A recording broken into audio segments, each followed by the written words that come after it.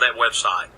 And the information on the website has loans and other information that I never receive. It's not my income. It's paid back. It's a cotton loan program that's been in place for many, many years, and it's not factual. How many years are they talking about here? Well, they just say I don't even know what they used in that article. How many years? Yeah. So you're on an average, on an average, my net income's about between $50,000 and $75,000 a year. When you say income, you mean subsidies or? No, I mean net income. What I make a year. But how much have you taken in subsidies? About $175 to $200 a year on an average, and my net income is between $50,000 and $75,000. Stephen Fincher is here, a conservative running for Congress. Stephen, why should I vote for you? I mean, I think you're a nice guy. I think Ron Kirkland's a nice guy. George Flynn, I don't know him. Why should I vote for you? Dan, when we started this race last July against John Tanner, our goal was, as I said earlier, to stop President Obama and Nancy Pelosi from wrecking our country. It hasn't changed. I'm the only candidate that stood up to John Tanner. Dr. Kirkland, Dr. Flynn, they're nice guys, but they waited till John Tanner got out of the race. This boils down to, I think, Dan, courage, integrity, leadership. I won't be afraid to stand up to President Obama and Nancy Pelosi. And that's what we need in Congress. We need business people. We need people with something to lose. Dan, I'm 37 years old. I'm not retired. I'm not at the end of my career. I have 3 children, John Austin, Noah, and Sarah, 14, 11, and 7. I am really blessed. A wonderful wife, Lynn. We've been married 19 years in September. This is about risking something to save something.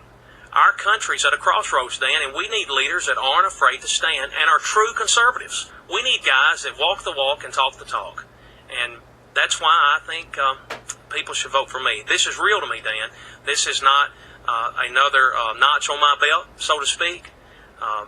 As I said earlier, I love frog jumping, I love farming, I love my country more, and I love my kids, and that's why I'm doing it.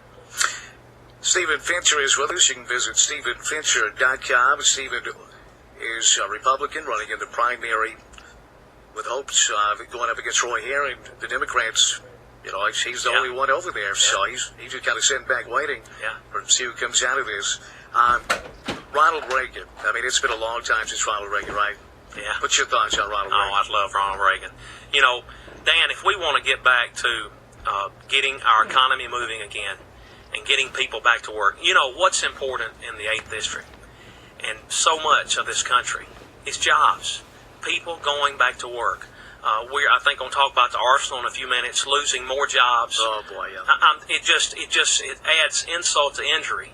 We've got to cut taxes, ease depreciation, less regulation, less government, let the free market work like it's supposed to. Ronald Reagan, he proved that we could cut taxes and things would, we could increase jobs and the unemployment would go down.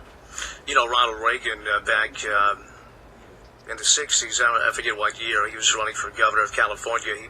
The Republicans established the so-called 11th commandment that says, "Thou shalt not speak ill of any fellow Republican." What's your thoughts on first the 11th commandment? And it's kind of gone negative here. Well, Dan, in the 90s, the Republicans had control of the House and Senate, and they blew it. They blew it. They just spending out of control. What matters here, Dan, are the people in the 8th District. That's who I will represent, not special interest in Washington, not parties in Washington. I'm a Republican. I'm a conservative first, Republican second. But what matters are the people in the 8th District, being a servant, being a representative, being smart enough to know that, Dan, I use this a lot. I've got a group of generals in Clarksville that advise me on Afghanistan, Iraq, our military. And I meet with these guys, try to, every couple of months. And I met with them back, I guess, in November of last year. And I sat down with these 3-star generals and I said, fellas, I want to know what you think about our military, what we're doing in Afghanistan, what should we do, and their hearts are breaking for our military. And I spent 3 hours with these guys, and the next day General Smith called me back, Hugh Smith. Yeah. And he said, Stephen, I want to tell you something. He said, we've been meeting with candidates and people, politicians, for a long time. And he says, you're the only one that's ever listened to what we had to say.